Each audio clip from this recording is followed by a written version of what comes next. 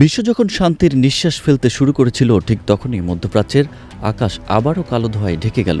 মার্কিন president Donald ট্রাম্পের ঘোষিত সেই 2 সপ্তাহের যুদ্ধবিরতি কি তবে মাত্র কয়েক ঘণ্টাতেই ভেস্তে গেল? ইতিমধ্যেই ইরানের লাভান তেল শোধনাগারে এক শক্তিশালী বিস্ফোরণের পর পরিস্থিতি এখন নিয়ন্ত্রণের বাইরে।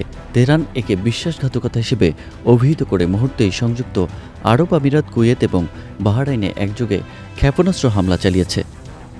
পাকিস্তানের মধ্যস্থতায় 10 এপ্রিল ইসলামাবাদে যে শান্তি আলোচনার কথা ছিল, আজকের এই রক্তক্ষয়ী সংঘাতের পর তা এখন চরম অনিশ্চয়তার মুখে। তবে কি মধ্যপ্রাচ্য এক মহাপ্রলয়ের দিকেই ধাবিত হচ্ছে? ঘটনার সূত্রপাত বুধবার স্থানীয় সময়ে সকাল 10টা।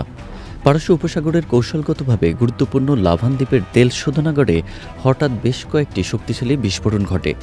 ইরানের জাতীয় তেল কোম্পানি নিশ্চিত করছে যে হামলায় শোধনাগারটিতে ভয়াবহ অগ্নিকাণ্ডের সৃষ্টি হয়েছে।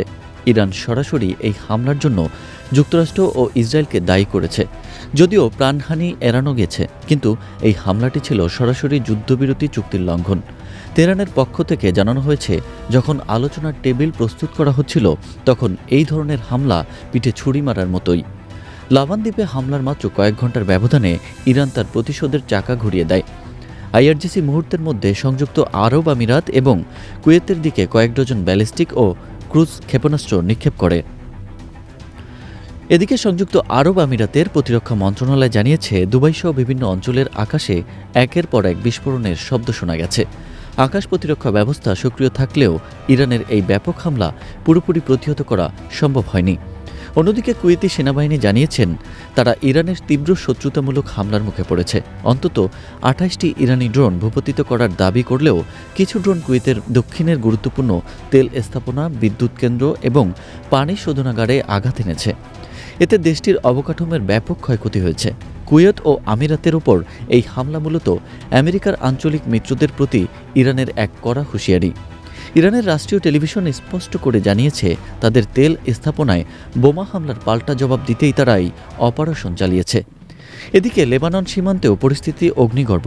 যুদ্ধবিরতি চুক্তি উপেক্ষা করে ইসরায়েলি বাহিনী লেবাননের উপর ব্যাপক বিমান হামলা চালিয়েছে। ইরানের আধা সরকারি সংবাদ সংস্থা তাসনিম নিউজ জানিয়েছে, ইসরায়েল যদি লেবাননের উপর হামলা অব্যাহত রাখে, তবে ইরান শান্তি চুক্তি থেকে আনুষ্ঠানিকভাবে সরে আসবে। এদিকে মধ্যপ্রাচ্য ভিত্তিক গবেষক আব্বাস আসলানি মনে করেন, ইরানের প্রধান শর্তগুলোর একটি ছিল লেবানন সহ সব ফ্রন্টে যুদ্ধ বন্ধ করা। কিন্তু ইসরায়েলের এই আগ্রাসন ইসলামাবাদ বৈঠককে কেবল ব্যাহতই করছে না, বরং তা চিরতরে বন্ধ করে দিতে পারে। ডোনাল্ড ট্রাম্প গত 28শে ফেব্রুয়ারি থেকে ইরানকে গুড়িয়ে দেওয়ার যে হুমকি দিয়ে আসছিলেন, বুধবারের এই পাল্টাপাল্টি হামলা সেই পথেই যেন সভ্যতাকে এগিয়ে নিয়ে যাচ্ছে।